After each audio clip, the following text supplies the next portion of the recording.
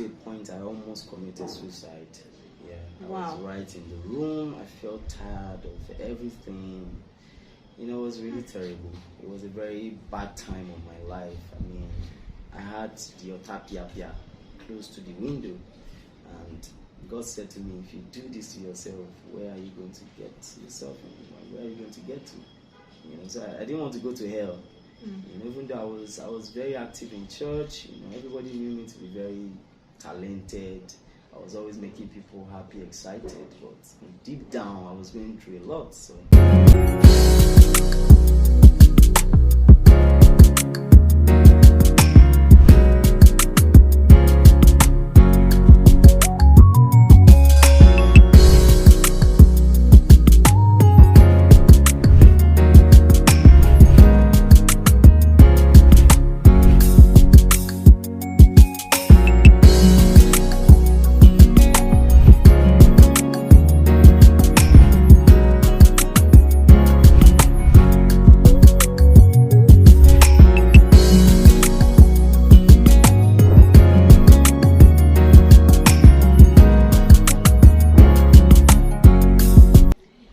really can be in different shades and also from different sides.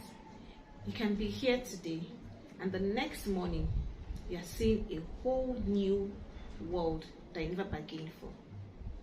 Let's get ready for an interesting success story with our guest today.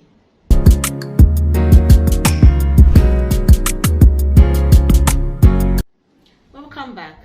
With me today in the house, I have a wonderful friend of over 20 years, and he is Mr. Segun Cooper. He's a gospel artist. I like to say one of the very foremost people that started Fuji Gospel, Freeborn. He's also a gospel DJ and a facility manager. He'll share with us today his story from childhood of how he had to go through different shades of struggle from his parents, from his education. Let's listen and be blessed. Wow, welcome Segun. Thank you so much for honoring me and coming on the show for Meet High Flyers. Thank you so much. I feel so much privileged. Thank you very much. Thank you also for having me here. Can we meet you? My name is Cooper Oluwasegun Cooper.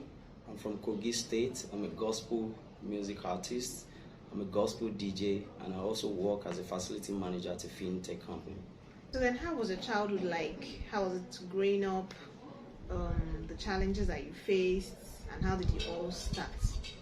Growing up, I grew up in different parts of the country because of the nature of my dad's work with NNPC. They were always moving him around, so he didn't want to be moving us up and down the place, you know. So he kept us, you know, at some point with the stepwife, and you know, we grew up in Kogi State, we grew up in Makurdi, we grew up in, you know, in Kwara State. So the good and bad was really at Kwara State when we lived with my stepmom. You know, it was really terrible. My dad was always sending money for us to, you know, for them to take care of us, send us to some of the best schools, but we're put in a very, very public school. When I say very, very public school, it was a Muslim missionary school. The major part of it was that they were always teaching us in Yoruba, so I couldn't speak English at all. So, I mean, I speak so well because it took a lot of work. At some point, my dad was upset and had to take us down to Delta State where he was serving NNPC, and we had to start all over from the scratch. I mean, when other people are going for the break, we had to stay back with the headmistress to read brighter grammar and all those kind of stuff, and that's why I speak so well now. So really, how and when did the struggle really start? The struggle started after I lost my dad, a year after he was retired at NNPC. It was a big struggle because I was still in GS3. I think I was 13 at that time. My mom was a full housewife. It was really tough. At some point, she had to start selling her expensive clothes, expensive jewelry, sold a lot of things in the house just to take care of us. I mean, at some point she started working as a cleaner in a church. It was terrible. She sold ice cream, did all kinds of stuff. She started, you know, cooking for people just to make sure we're fine. So it was really terrible. I'm just trying to just cut it short. It was a very, very tough moment for us. You know, that switch from having to not having at all and struggling, starting all over again, because my dad was everything to us. Do you want your wife to be a housewife? For me, I wouldn't want my wife to be a full housewife based on the things that my mom went through. I don't think I want my wife to solely depend on me for everything. Not that I won't be there for her, but it's just that in case I'm not there, I mean, she must have something she's doing. Is either she's into a trade or she's working somewhere, and then we can both plan to have a way to take care of the kids together. The steps you took to survive as a young child. I know that at 13 your father died and you didn't move to Lagos. So what steps did you take to survive, to fend for yourself? Even my mom couldn't continue. So after some many months of seeing my mom struggling so much to take care of us, and sometimes insults, she would take food on credit and all that, I sat my brother down. We spoke at 13. I told him that we should talk to my mom, that she should allow us to work with a friend of mine whose dad owns a rental company where they rent out chairs, drums, canopies and all. It was my classmate at that time, Damilola Fayon. I spoke to him to tell his dad that we would like to work with them, and he spoke to the dad, and my mom went to see them. My mom found it very difficult to release us because we were still young. You know, she didn't want to expose us to start struggling that early, but we insisted and told her that, Mom, we can't leave you to be doing this thing alone. You know, we have to go and work. We have to do something to help her. And she obliged, and that's how I started working, taking care of some things at 13 years old with my brother. Yeah, so I did different things at different times of my life. I started working with the rental company, carrying chairs and all that stuff. At some point, I was washing clothes for people. At some point, I sold phones on the streets of Lagos. Right, I sold phones for multi-links. They just brought in some, then it was all this landline, and then they introduced mobile landline phones. I was part of the people that sold those phones at different places in Lagos, right? And at some point, I did some work on the site, like a cleaner on the site, a building site. Different things I did. Sometimes I washed plates for people. There was a time I had this neighbor of mine who was staying close to our house. They had this store where they sell drinks and all. I'll help them pack the drinks out in the morning, and then later in the night I'll take it back in. So I did all kinds of stuff to survive. At some point I was the one arranging the chairs in my former church, both for teens church, children's church, the adult church. So did you ever get tired of all this struggle? Man, if I look at all the things I went through at that time, I was so frustrated. It got to a point I almost committed suicide. Yeah, I was right in the room. I felt tired of everything. You know, it was really terrible. It was a very bad time of my life. I mean, I had the Otapia close to the window, and God said to me, if you do this to yourself, where are you going to get yourself in? Where are you going to get to? You know, so I didn't want to go to hell. You know, even though I was very active in church, you know, everybody knew me to be very talented. I was always making people happy, excited, but deep down I was going through a lot. So, so I'm just looking at it that you can see somebody all active.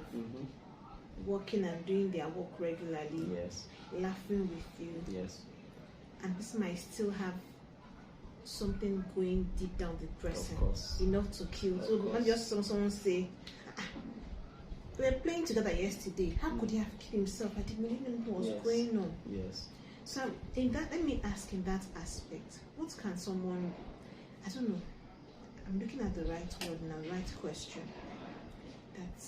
How can we know somebody that is going through something depressing without the person speaking out? Is there a way? Sometimes, I think I would just say it in a general way. I think what we need to do is try to check up on people.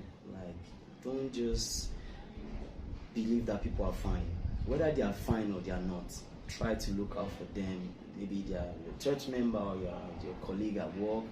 try to reach out from them, send something nice to them. Like sometimes I do a broadcast to people online now, but then you can't really do that. I'll send just general broadcast to people telling them how much I love them and how much they mean to me, because I know that somebody might just be going through something. So, and then the person will see it, and then there are people who are just reply me and say, wow, thank you for this, this really meant a lot to me. I'm actually going through a lot, and this message just made me happy. So let's try to check on people, whether they are doing good or they're not doing fine. Sometimes when I see people just sitting all alone and they're not talking to anybody, I try to walk up to them and just ask them, what's the problem? Is there anything you're going through? You're not smiling, so what's the problem? Because I like to see people smile.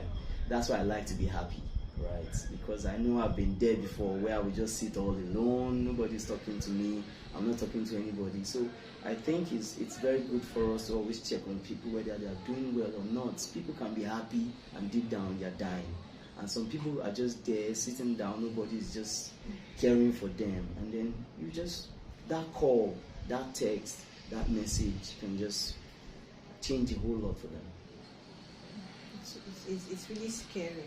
It's really scary. Yeah. Because that God will help us.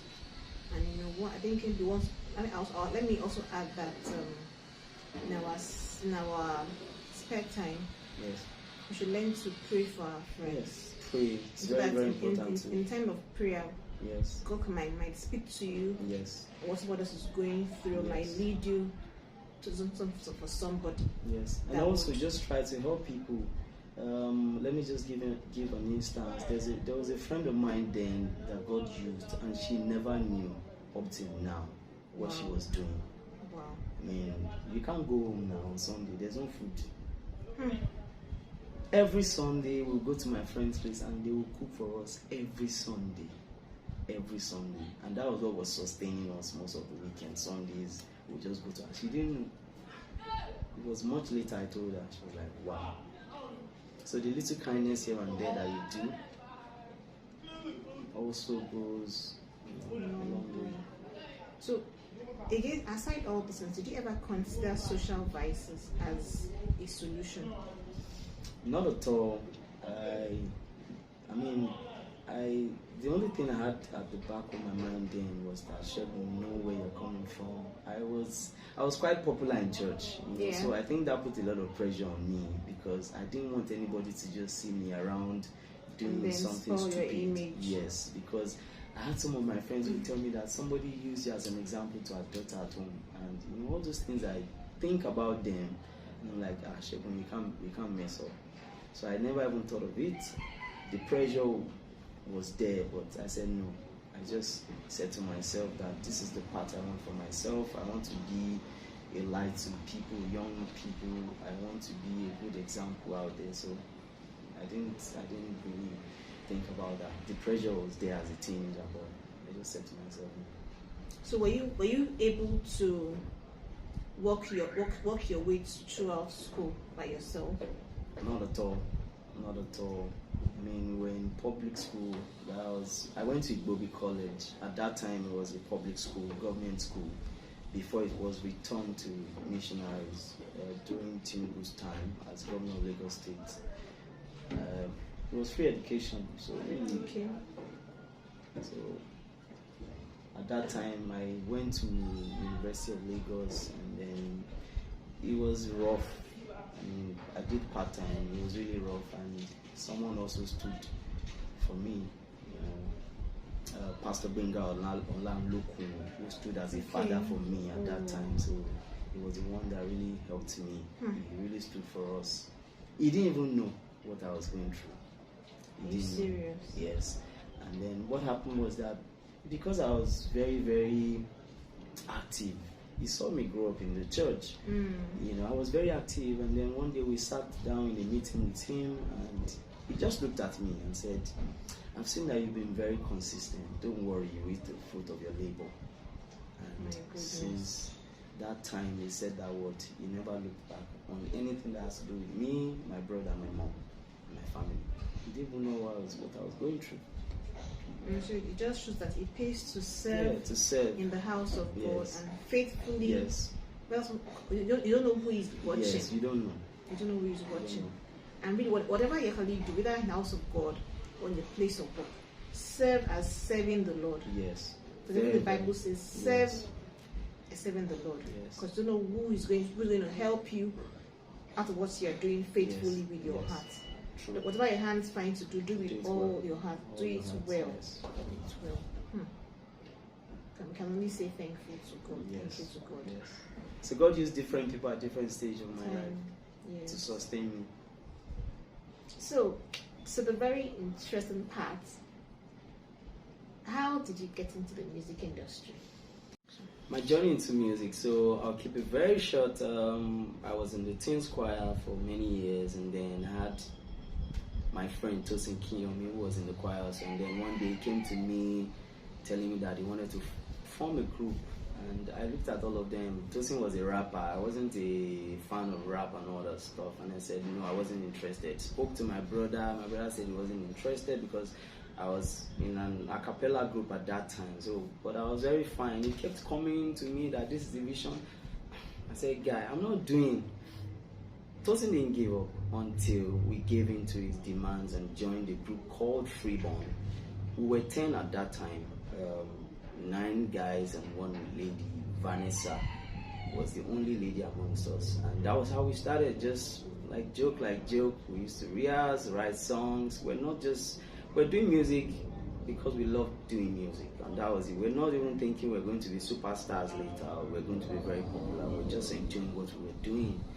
And fast forward a few years down the line, we were signed on to a record label, and that's how my life changed again. The trajectory of my life changed again, and we were signed on to a record label. It's called Sound Factory, and then that's how we started. Before we knew it, we were on radio stations, we were on newspapers, we were on TV stations, local and international.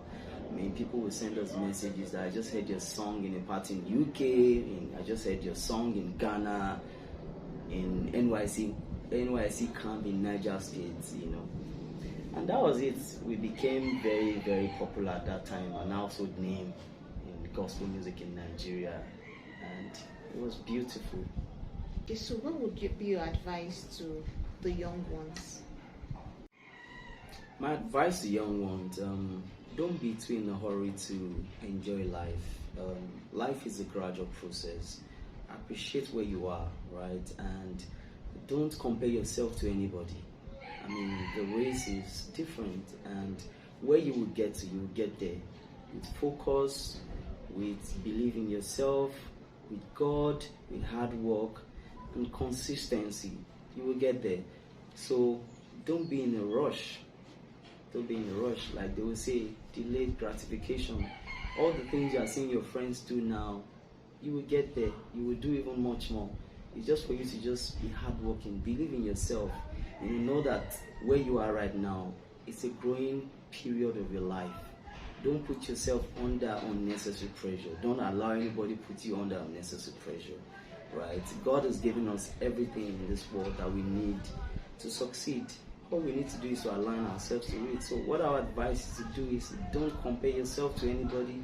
Don't be in a hurry. Take it one step at a time, and just make sure you take the right decisions at the right time. Don't be slothful. My many struggles have built me in different aspects of my life. I mean, I'm still quite young, but I've seen a lot, like good, the bad, and the ugly about life. I've seen riches, I've seen poverty, I've seen fame. I've seen most of the things at a very young age of my life. I saw fame at 19, 20. So, and I know how it is. I mean, how it helped me. For me, I was able to plan my life. I was able to reflect on many things. I saw some things, the mistakes my father made, and I said to myself that I need to correct all these things. So I planned myself. I have vision. I have goals. I mean, I tell myself this is what I want to achieve. I plan myself. If I want to do something, I plan towards it. I don't try to be a burden on anybody. I don't put myself under pressure. And it has really helped me. I mean, you have to plan. If you don't plan, you will fail. So I've learned to plan more. I've learned from my father. I've learned from some of the mistakes I made myself, and I'm trying to be better also. So That's just it. Well, thank you so much, Segun, for sharing your story. I always feel so guilty when I remember that we've been friends for so many years and I never knew that we were going through all the struggle. But well, guys, you've heard all that he said. He's been through so much storms, having been mistreated, had an educational challenge, but he survived that. Had a mom who wasn't strong enough to fend for them, and at age 13, he had to start to walk by himself, even till late at night. He had to start to walk by himself. And even in all this, he still had a passion to work in the house of God. And like I said, this is what has helped him thus far, that gave him the strength to bring in helpers. So, if you have any struggle, I would say the only person that you can run to and ensure that you get help is God. It's God. You might get tired of the struggle, you might get tired of your personal efforts to survive. That's what can build your inner strength. Your consistency in doing that little thing that is still making even the little profits. Continue. It's better to have a good name with little efforts, with little profit, and having a bad name with so much results to it. And so we've come to the end of today's show. Let's learn from our guest today. Do not be slothful. Whatever your hand finds to do, please do it well. And also be kind to people. Let's always be available to show kindness to everyone around us, because we do not know who is going through one thing or the other that they cannot speak about. I'm very sure that our lives will always turn out successfully with that kind of positive mindset. And so guys, I'll say bye for now. Till next time. Bye.